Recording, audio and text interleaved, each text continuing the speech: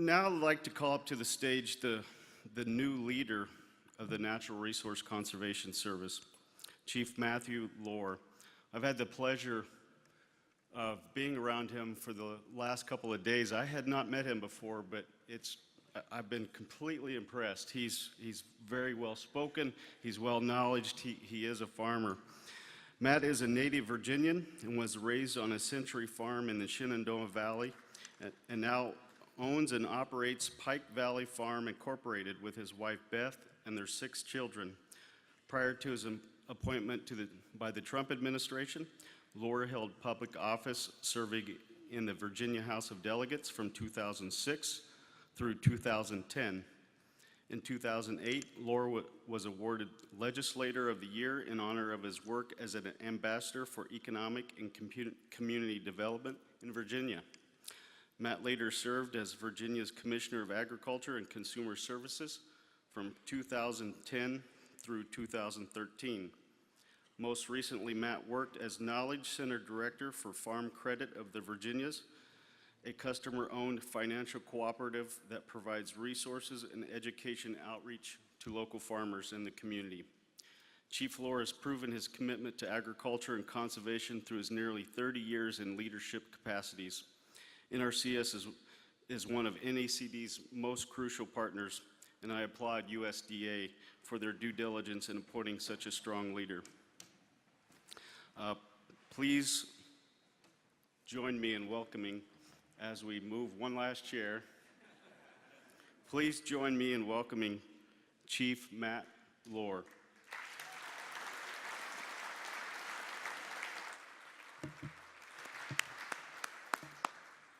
Thank you so much, Michael, for that very kind introduction, and thanks to these guys down front working so hard to move these chairs. And what an honor and a pleasure it is to have this opportunity to stand before you this morning and share some thoughts. I've been looking forward to this presentation for a long time, and I've thoroughly enjoyed the time here this week, getting to interact and meet so many of you. So thank you for making me feel so much a part of the NACD family. Michael, thank you for that introduction. I have to tell you, Michael was a little worried about me. He stopped me yesterday and said, "Now, man, I want to make sure that you're aware of the crowd you're going to be speaking to tomorrow, because this is a crowd that really likes to laugh. They like humor.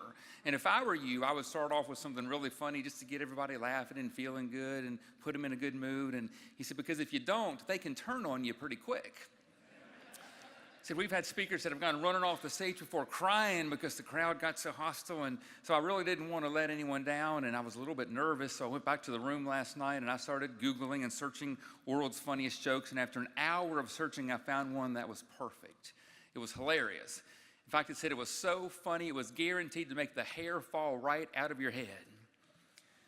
But then I got here this morning and looked around and saw there's a few of you out there must have already heard it, so I'm not going to tell it again.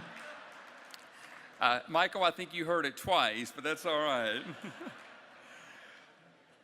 Well, thank you so much again for this chance to welcome me into this role as chief. I've been on the job about 8 weeks, so I'm learning a lot and haven't had a chance to get outside of Washington, D.C. too much. But being here this week in San Antonio has been just a wonderful, wonderful opportunity. And for me to reinforce the importance of our partners. And we've heard that word collaboration and partnering so much, but how true than the folks that are in this room today. You are our partners all the way through and through with our conservation districts. There is a lot of work that needs to be done in conservation, and at NRCS we cannot do it alone. We rely on you every single day all across this country. So thank you so much for what you do, because it means so much. And also I want to give a big shout out to all of our NRCS staff that's here.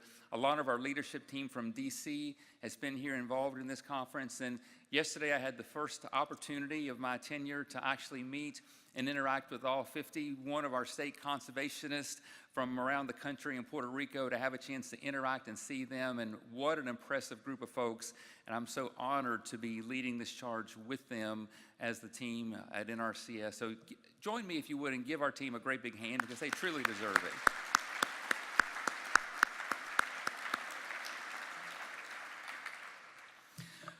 Well, I want to take just a little bit of time this morning to kind of introduce to you my background, and so you know where I come from and the perspective and the lens that I look through every day when I wake up as chief of NRCS. And although we've had a lot of great chiefs in time, and I really enjoyed my time yesterday visiting with a former Chief Weller, every chief comes to the job with a different hat and a different background and a different perspective. And for me, I want you to realize that my perspective is that of a fifth-generation farmer. I'm very, very proud of my roots, and in the Shenandoah Valley, Virginia, one of the prettiest places on the entire planet. I am proud to be that fifth-generation farmer. The picture on the screen is really where my story begins. I have this framed picture on my wall at my house, and so many times in my life when I've had a difficult decision to make on our farming operation, or when I was faced with a challenge, I would go to this picture and just look, because it's my roots. It's where I come from. This is a picture of my great-great-grandparents back in the 1880s. They were the ones who established our farming operation. The barn to the right side of the screen is actually still a barn that's in use on our farm today. The horse and the carriage, we retired a few years back. But it's amazing for me when I think back about the history and the roots, and I know for so many of you in this room today, you have a similar background, where your story began. And for me, it's perspective that I bring to this job, and I'm so excited to have that. Now, we've heard a lot of talk this week about the importance of the legacy that we leave. And when I think about our family legacy, it really centers around my father, who has been so passionate about the job of being a farmer and a producer his entire life. The picture on the right is, or the picture on the left, I'm sorry, is one when I was about a year old, and my dad was so proud of his collection of John Deere tractors, and he held me up on his lap there, whispering in my ear his love of green and yellow John Deere paint, and that love has continued throughout my entire lifetime. But he's been so instrumental not only in his legacy with his children, but with his grandchildren as well. The picture in the middle is of our oldest daughter, Caroline, when she was just a couple years old, the first time she had a chance to actually be inside of one of our poultry houses and hold a day-old baby chick. And he could tell her at a young age about how farmers care for their animals and the practices they implement to make sure that we can raise a quality product in a humane way. The picture on the right there is one of my favorite. Our son Carson loves to fish, and at a young age we were fishing at one of the ponds on our farm, and a breeze was blowing in, a storm was coming in, it became very cold, so my mom took off her sweatshirt and she draped it over my son, and if you look closely, it's bigger than he is, and the sweatshirt's dragging on the ground. And as we were leaving the pond that day, I walked behind with my camera, and I snapped this picture, and when I think about the word legacy and what that means, this is a picture that I see.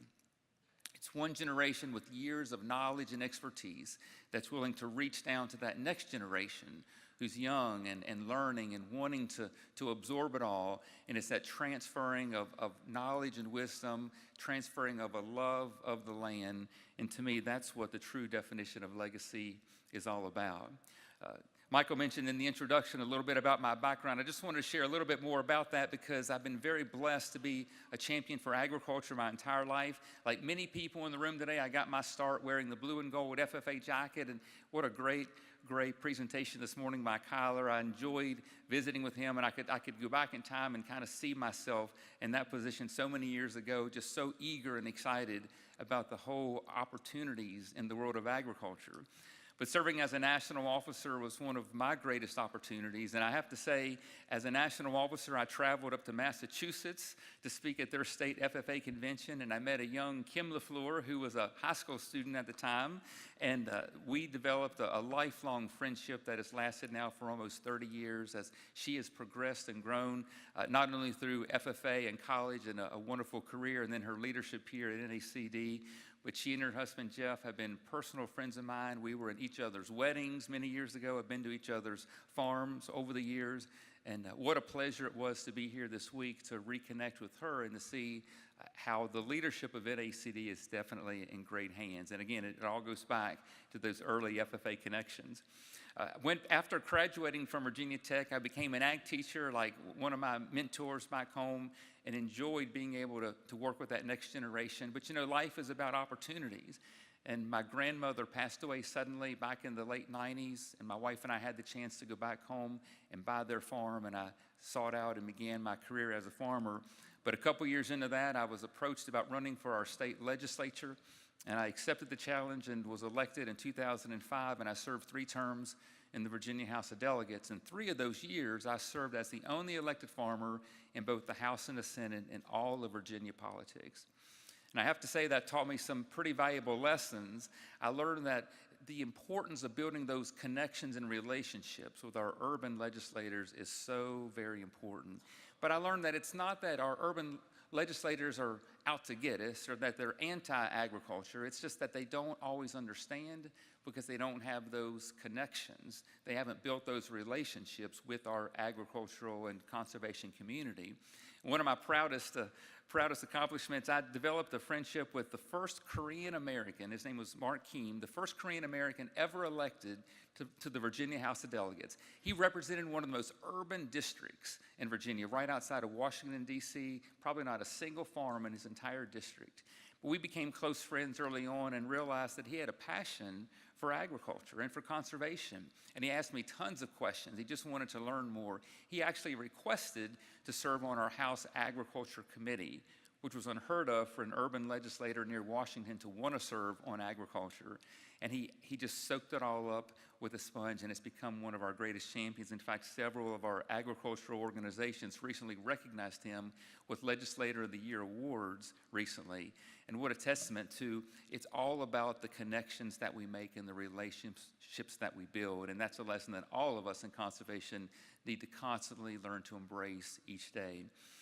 One of the greatest honors was working under Governor Bob McDonnell, serving as the Commissioner of Agriculture, again, expanding those relationships and being able to truly promote the great work that we do in agriculture. After public office, I went to Farm Credit for a few years, working as director of our Knowledge Center, and then it was finally time to head back home and be a full-time farmer once again. Valley Pike Farm Incorporated, like I said, is located in the middle of the Shenandoah Valley. We have about 800,000 broiler chickens that we produce a year for Pilgrim's Pride, and being a poultry farmer in the Chesapeake Bay watershed, we've learned firsthand the importance of being good stewards of the land, because lots of regulations have come our way over the years that we've had to be proactive along the way to make sure that we can continue to prosper and succeed. We raise 180 head of feeder cattle, a couple hundred acres of row crops, and 20 acres of sweet corn that we produce each summer. And this is at the entrance of our farm lane. When you pull in, I've got 2 farm signs that I'm extremely proud of.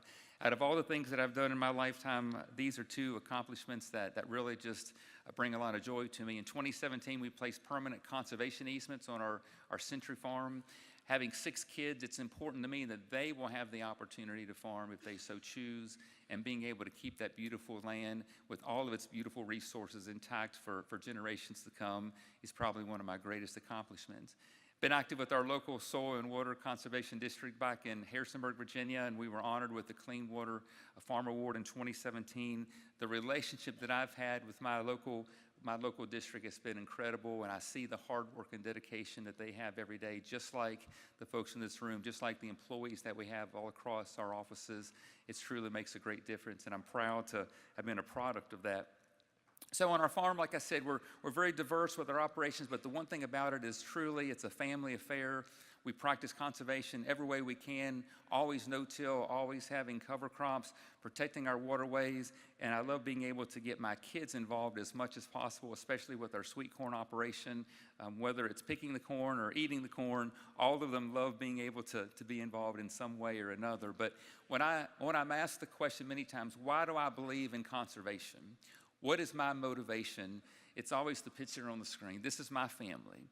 This is probably the thing in my life that I am the most proud of, my 6 kids and my wife, Beth. And every day when I go to work and I leave this beautiful farm for the inner city life of Washington, D.C., this is what I go to fight for. And it's like my family and millions of families all across the country. It's our farmers, it's our ranchers, it's our forestry owners, it's that next generation that's so very important. The people that are protecting our resources and providing our food, and it's what drives every decision that I make.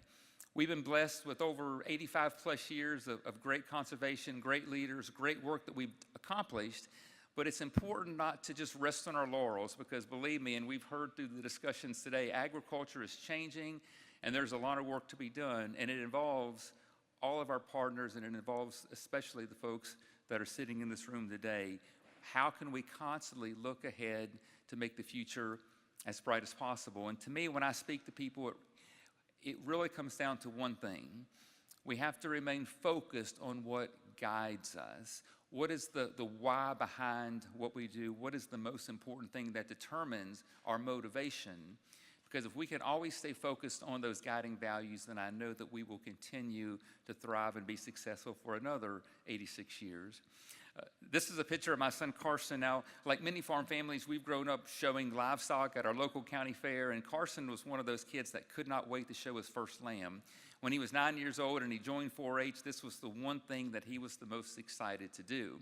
And I'm sure many of you in the room have either exhibited livestock or had your children. You know how exciting it is. Well, Carson loved his lamb, Edward. We got this lamb in the spring, and I mean, he was so excited. He would have slept with that lamb in the barn every night if we would have let him. He was messing with this animal and grooming them and feeding them and working with them every single day from spring all the way to late summer. Now, as we went through the summer, we were working about showmanship, and of course, the most important thing when you're exhibiting livestock is to always keep your eye on the judge at all times. And so he was ready when the Rockingham County Fair rolled around in late August, and as luck would have it, with all the novice first-year showmen that were coming in the ring, Carson was number 1 in his class of 10 to come into the show ring. So he was leading the class. And although he had worked all summer, he was pretty nervous right at the time of the show. And so as parents, it's one of those moments where we feel like we can provide just a little bit of that encouragement and that wisdom, send our kids into the ring, and they win grand champion and the trophy, and you know, we've done our job. So Carson called me over and he's like, "Dad, I can't concentrate. I'm so nervous." And I said, "Well, Carson, all you have to remember is keep your eye on the judge." He said, "All right, I got it." And he was focused. I patted myself on the back and I'm like, "Good job, Dad. This is going to work out well." So Carson is the first one, and he goes into the ring leading the pack. Now, the judge was over here in this corner waiting for the kids to come around. And as Carson was coming in the ring, the gentleman he saw was over on this side. And it was the judge's ringman, his assistant named Charlie. Now, Carson didn't know about a ringman. As he's coming in the ring, in his 9-year-old brain, he looks up and he sees Charlie, and he automatically assumes that Charlie is the judge. Now, Carson was very focused that day, and remembering my advice about keeping your eye on the judge, he locked his eyes on Charlie, and he never took them off, ever. So imagine this, all right? You got 10 9-year-old exhibitors in the ring, and the judge is over here, and Charlie's over here, and wherever Carson went, he is glued to Charlie over here.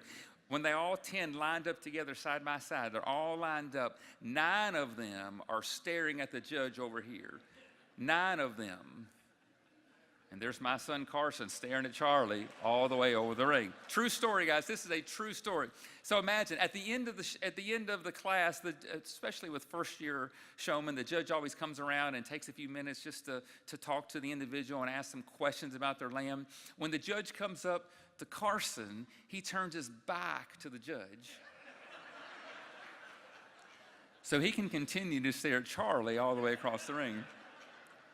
Now, my friends, at that moment, I just died laughing because I realized that I had failed. But what I realized, though, was actually something that has stayed with me all these years since then, because it's a pretty valuable lesson that I like to share with people. I spent so much time telling Carson what to do all summer long, telling him what to do. But I didn't take 30 seconds at the start of the show to show him who he needed to follow. And I have to tell you, when I think about where we are in conservation and where we are in life sometimes, that same advice rings true. It's not just about doing, it's about who are we following, what is guiding us in our decisions. I've met so many people in life that were busy, they were working hard, but they got off track. They lost sight of what was the most important thing, their guiding principles and their focus, and it took them down a wrong path. When we think about the future of effective conservation, really when I talk to our employees, when I talk to our farmers, it really comes down to the why of what we do, what's guiding us.